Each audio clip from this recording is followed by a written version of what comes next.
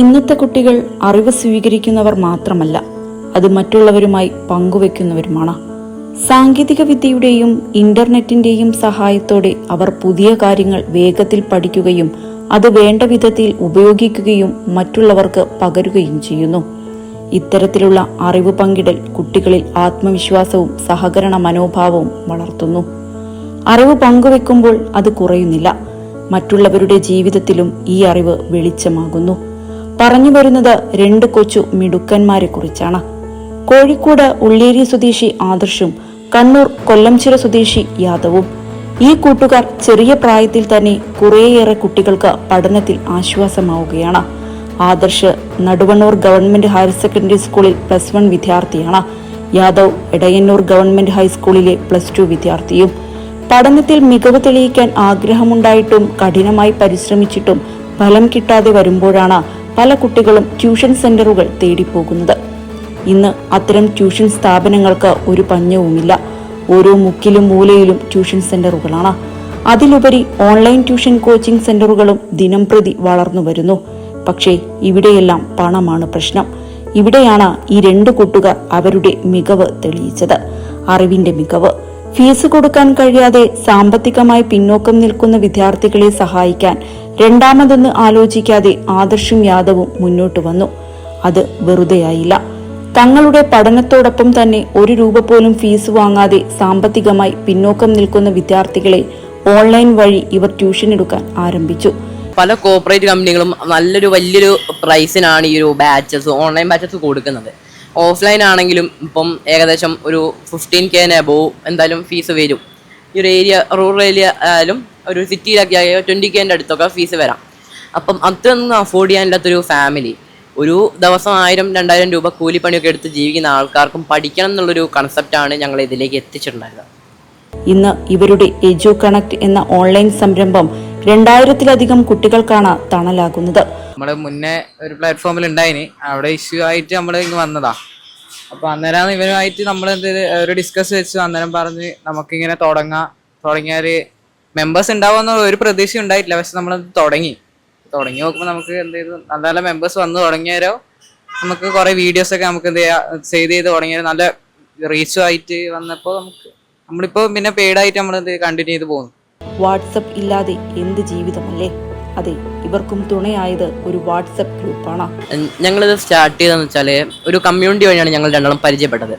ആ പരിചയപ്പെട്ട ടൈമിൽ ഇവൻ +1 പഠിക്കുകയാണ്, ഞാൻ 10th-ലാണ്. അന്നേരം ഞാൻ 10th-ന് ഒരു കമ്മ്യൂണിറ്റി ആയിരുന്നു, അതിലിവൻ മാത്സിൻ്റെ ഫാക്കൽറ്റി ആയിരുന്നു. ആ ടൈമിലാണ് ഞങ്ങൾ പരിചയപ്പെടുന്നത്. അങ്ങനെ പരിചയപ്പെട്ടിട്ട് എനിക്ക് അതിൽ അഡ്മിനായിട്ട് കാരണം എനിക്ക് ക്ലാസ് എടുക്കുന്ന ഇൻട്രസ്റ്റ് ഉണ്ടായിരുന്നു. അന്നേരം ഇവനെ ഞാൻ കോൺടാക്ട് ചെയ്തു.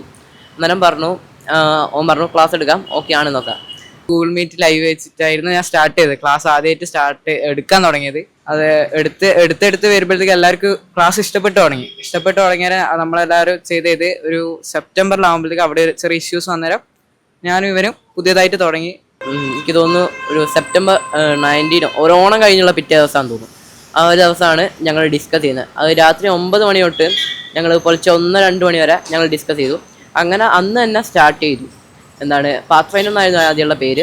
പാത്ത്ഫൈൻഡറിൽ വാട്സാപ്പ് കമ്മ്യൂണിറ്റി ക്രിയേറ്റ് ചെയ്തു, അതുപോലെ തന്നെ യൂട്യൂബിൽ ചാനൽ ക്രിയേറ്റ് ചെയ്തു, എല്ലാം ചെയ്തു. തുടങ്ങിയ അന്ന് തന്നെ ഒരു 82ഓളം കുട്ടികളുണ്ടായിരുന്നു. പിന്നെ കുറച്ചുകൂടി അങ്ങോട്ട് പോയപ്പം ഞങ്ങൾ ഈ പേര് ചെറിയൊരു ഇഷ്യൂ വന്നിട്ടുണ്ടായിരുന്നു. പാത്ത്ഫൈൻഡറിൻ്റെ പേരിന് ചെറിയൊരു ഇഷ്യൂ വന്നിട്ടുണ്ടായിരുന്നു. അന്നേരം ഈ ഒരു പേര് മാറ്റിയിട്ട് എജു കണക്ട് ആക്കി. പല കുട്ടികളും സ്കൂൾ വിട്ടു വന്നാൽ പാടത്തോ പറമ്പിലോ കളിച്ചും സൊറ പറഞ്ഞും നടക്കുമ്പോൾ മറ്റെല്ലാ ആഗ്രഹങ്ങളും മാറ്റിവെച്ച് യാദവും ആദർശും പിന്നോക്കം നിൽക്കുന്ന കുട്ടികളെ പഠനത്തിൽ മുന്നിലെത്തിക്കാനാണ് ശ്രമിച്ചത്. ഇതുതന്നെയാണ് മറ്റുള്ളവരിൽ നിന്നും ഇവരെ വ്യത്യസ്തമാക്കുന്നതും. ഇന്ന് വെബ് ആപ്പ് വഴി മികച്ച രീതിയിൽ ഇവർ ക്ലാസുകൾ നയിക്കുന്നു. ഈ ഒരു വെബ്സൈറ്റ് എന്ന് പറയുന്നത് യദുഷ്ണ എന്ന് പറഞ്ഞ ഒരാളാണ് ക്രിയേറ്റ് ചെയ്തത്. എൻ്റെ ഫ്രണ്ടാണ്. അവൻ ഈ ഒരു AI യൂസ് ചെയ്ത് വൈപ്പ് കോഡിങ് ചെയ്യുന്ന ആളാണ്. അവൻ എനിക്ക് ഇങ്ങനെ ഒരു സാധനമാണെന്ന് പറഞ്ഞപ്പം അവനൊന്നും പറയാണ്ട് തന്നെ എനിക്കിത് ക്രിയേറ്റ് ചെയ്തതാണ് ചെയ്തത്. ഒരു പേയ്മെൻറ്റോ അങ്ങനെയൊന്നും ആദ്യം അവൻ ആവശ്യപ്പെട്ടിട്ടുണ്ടായിരുന്നില്ല. പിന്നെ പിന്നീട് ഇത് ക്രിയേറ്റ് ചെയ്ത് കഴിഞ്ഞാലും ഞങ്ങൾ സ്റ്റുഡൻസ് ആയാലാണ് ഞാൻ അവന് പേയ്മെൻ്റ് ഒക്കെ കൊടുത്തിട്ടുണ്ടായിരുന്നത്. ഇത് ക്രിയേറ്റ് ചെയ്തെന്നോ ഇത്രയും ഡാറ്റാബേസിനെ പറ്റിയും എനിക്ക് അറിയാത്ത കാര്യങ്ങളൊക്കെ ചെയ്തെന്ന് ഇതിൻ്റെ ടെക്നിക്കൽ പരമായിട്ടുള്ള എല്ലാ സപ്പോർട്ടും യദുഷ്ണവാണ് ചെയ്യുന്നത്. എന്തിനും ഏതിനും സപ്പോർട്ടായി അധ്യാപകരും രക്ഷിതാക്കളും സുഹൃത്തുക്കളും ഇവർക്കൊപ്പമുണ്ട്. ഇത് തന്നെയാണ് ഇവരുടെ ഏറ്റവും വലിയ ധൈര്യവും. എൻ്റെ അച്ഛനും അമ്മയും ഇതിന് നല്ല സപ്പോർട്ടാണ്. എന്ത് ചെയ്യണം എന്ന് പറഞ്ഞാലും അച്ഛനും അമ്മയും അതിനൊന്നും ഒരു തടസ്സം പറയാറില്ല.